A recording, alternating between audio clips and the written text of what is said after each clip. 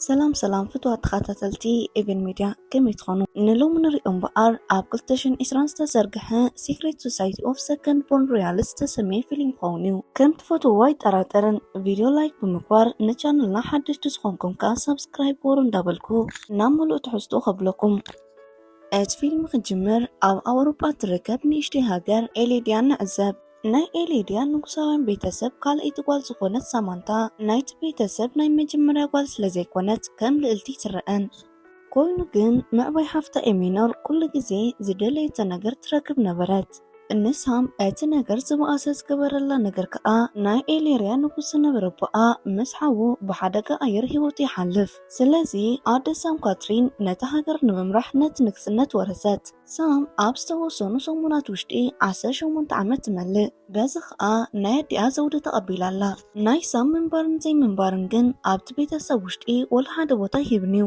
ሳም ከም ኖርማል ሰብ ሂወታ ስለትመርሕ ምዝኾነ ሰብ ትረዳዳእ ነበረት ካብዚኦም ማእከል ናይቲ ግዝኣት ወዲ ሓላዊ ዝኾነ ማይክ ዝበሃል መንእሰይ ሓደ እዩ ናይቲ ሃገር ንጉሳዊ ስርዓት ስለዘይተቐበለት ኣብ ጎደናታት ብናይ ሮክ ሙዚቃ ጌራ ኣንጻራዊ ናይቲ ንጉሳዊ ኣመራርሓ ተፅዕኖ የካይዱ ኣብቲ ከባቢ ናይ ዝነብሩ ሰባትን ናይ ፖሊስ ሓለፍትን ከዓ ኣትኩሮ ይስሕቡ ሳም ብናይ ስኬትቦርድ ክእለታ ካብ ፖሊስ ክትሃድን ፈተነት ኮይኑ ግን ምስ ናይ ትራፊክ ፓሎ ተጋጫ ስለዝወደቐት ትተሓዝ ብድሕሪዚ ናብ ቤተ መንግስቲ ናብ ኣዲኣ ተወሰደት ንሳ ከዓ ሰባት ብናይቲ መንግስቲ ስርዓት ሕጉሳት ከም ዘይኮኑ ገለጸትላ ካትሪን ከዓ ዝተወሰኑ ውሕዳት ጥራሕዮም ብምባል ከተረዳኣ ፈተነት ንፅባሒቱ ኣብ ካልእ ቤት ትምህርቲ ውሽጢ ሮክሳና ምስ ተባሃለት ናይ ካልእ ንጉሳዊ ቤተሰብ ኮይና ግን ካልአይቲ ጓል ትራኸብ ሮክሳና ኣመና ፍልጥቲ ክትከውን ከላ ኣብ ማሕበራዊ ሚድያ ላይፍ ምእታው ትፈቱ ነበረት ኣብ ዝቕፅል ትዕዝብትና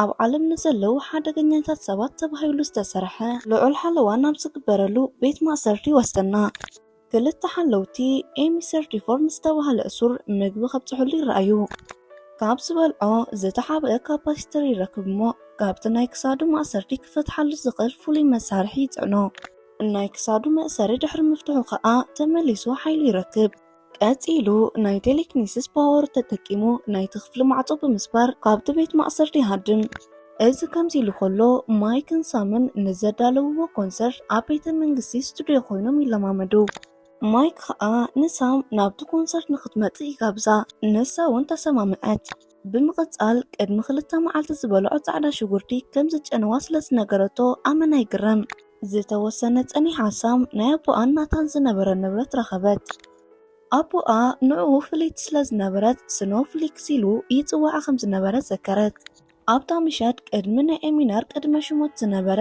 ምድላው ተረኸበት ሃንደበት ግን ንማይክ ናብቲ ፓርቱ ንምኻድ ቃል ዝኣተወትሉ ዘከረት ብድሕሪዚ ነዲኣ ሓስያ ክዳና ብምቕያር ንማይክ ንምርካብ ከደት ኮይኑ ግን ክልቲኦም መንቀሳቐሲ ስለዘይነበሮም ናብቲ ፓርቲ ክኣትዉ ይከኣሉን ከም ዕድል ግን ናይ ሰራሕተኛታት መእተዊ ብድሕሪት ይረኽቡ ብድሕሪ ዝሳም ኣብ ርሑቕ ኮይና እቲ ሰብ ዘእትዎ ፓስወርድ ረኣየት ማይክ ከዓ በዚ ነገረቶ ነገር ኣመና ይግረም ብድሕሪዚ ናብቲ ፓርክ ይኣትዉ እሞ ክዘናግዑ ጀመሩ ሃንደበት ግን ሳም ኣብቲ ገዛ ዝፍጠር ዝነበረ ነፍሲ ወከፍ ድምፂ ክትሰምዕ ጀመረት ማለት ከዓ ናይ ልቢ ትርግታ ናይ ሃመማ ድምፂ ከይተረፈት ትሰምዕ ሳም በቲ ኩነታት ፅቡቕ ኣይተሰማዓን ካብኡ ብኢሱ ከዓ ናይ ፅሩሩ ስምዒት ይስምዓ በዚ ከዓ ናይ ሓደጋ ድምፂ ጠዊቓ ነቲ ኮንሰርት ጠጠው ከም ዝብል ገበረት በዚ ምክንያት ከዓ ይእሰሩ ማይክ ካብታ ቅድሚ 2 መዓልቲ ዝበልዖ ነገር ምሽታን ዝኸኣለቶ መዓልቲ ጀሚሩ ኣብ መሓዝኡ ሓደ ሽግር ከም ዘሎ ተረዲእሎ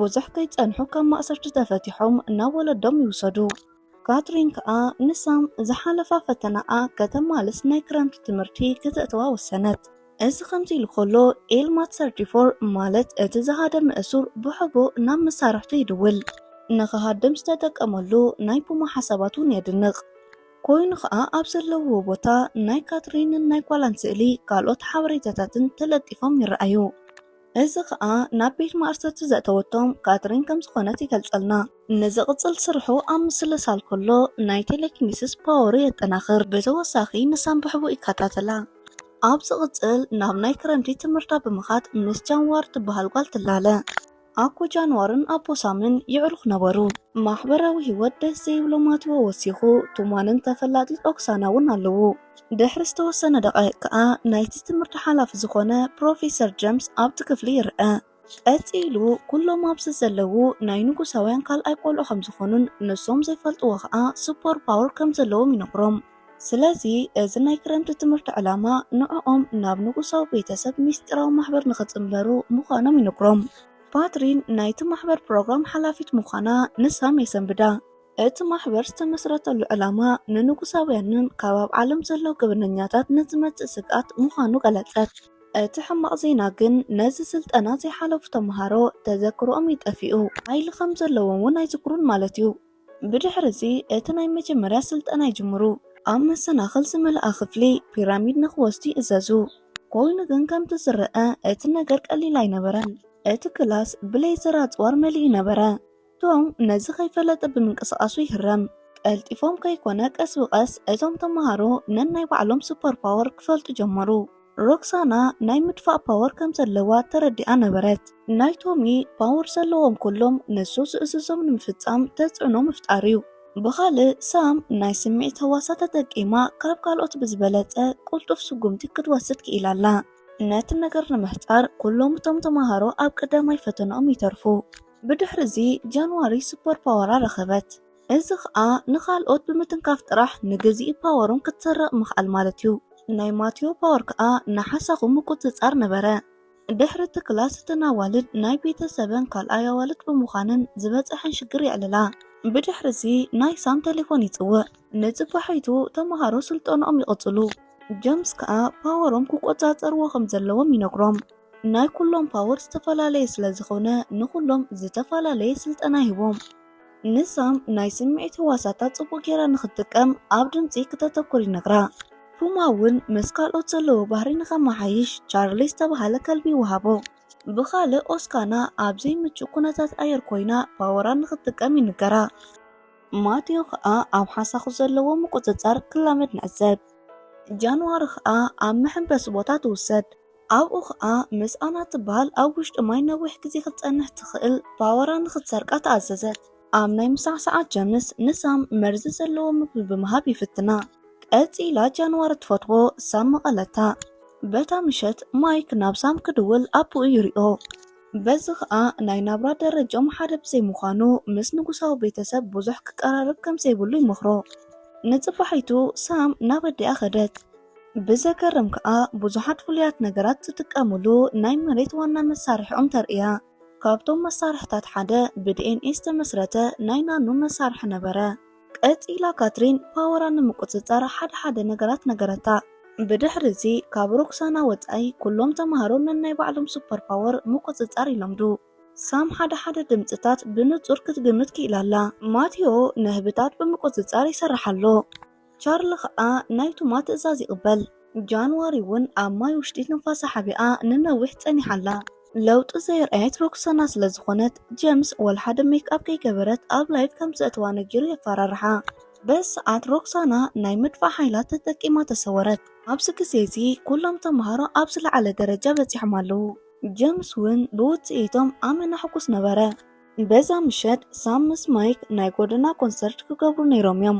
ይኹን ደኣ እምበር ጀምስ ነቶም ተምሃሮ ካብ ድቃሶም ተሲኡ ናይ መጀመርያ ተልእኾኦም ንክገብሩ ይነግሮም።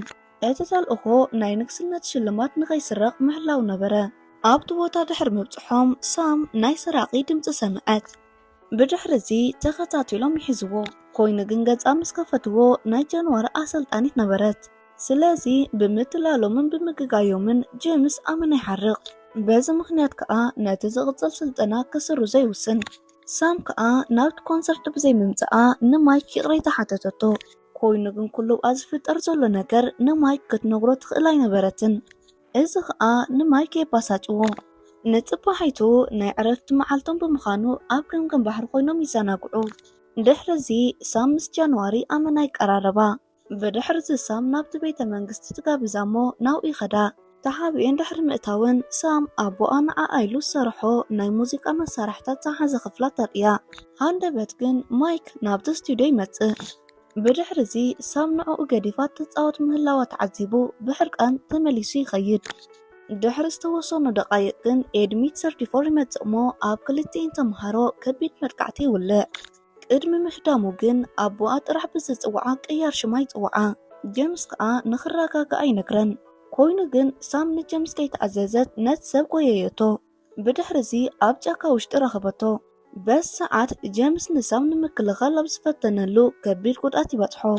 ብድሕሪዚ ሽሙ ኤድመንድ ዝበሃል ኣኳ ምዃኑ ንሳም ይነግራ። ብድሕሪዚ ጃንዋሪ ሓይሉ ብምስራቕ ኣንጢራ ደርበየቶ። ጀምስ ከዓ በቲ ጉድኣት ምኽንያት ናብ ሆስፒታል ኣተወ። ካትሪን ከዓ ኣብ መወዳእታ ንጓላ እቲ ሓቂ ንምንጋር ወሰነት። ኤድመንድ ንናይ ኣቦኣ ንግስነት ንምምንጣል ክብል ነቦኣ ከም ዝቐተሎ ረድአታ። በዚዩ ከዓ ናብ ቤት ማእሰርቲ ዘእተወቶ።